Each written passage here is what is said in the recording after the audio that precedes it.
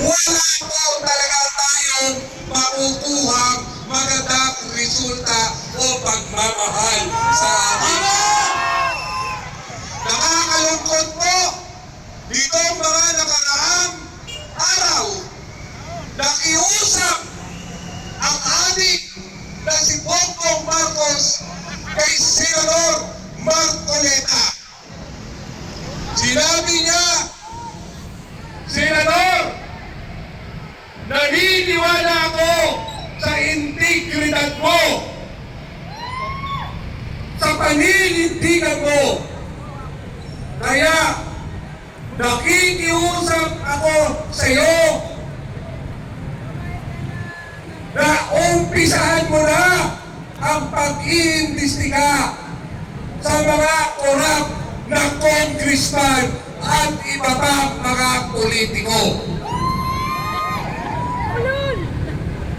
After a week,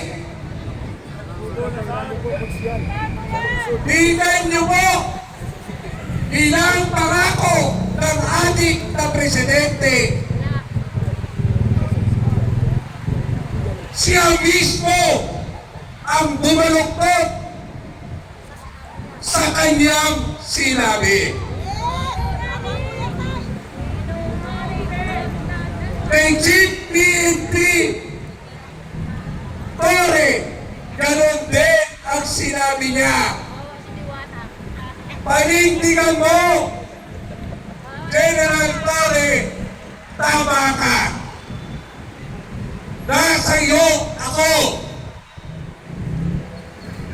After ilang araw, palibhasa adik,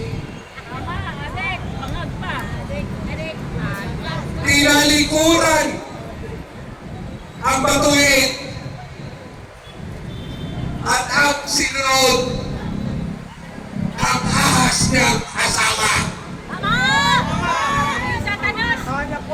Alam niyo mo, kababayan ko, 120 million Pilipinos, sinasamantalahan lang tayo ng mga iilang politiko. Ngayon po, ang tunay na problema ng bayang ito ay ang ating Bongbong Marcos na adik.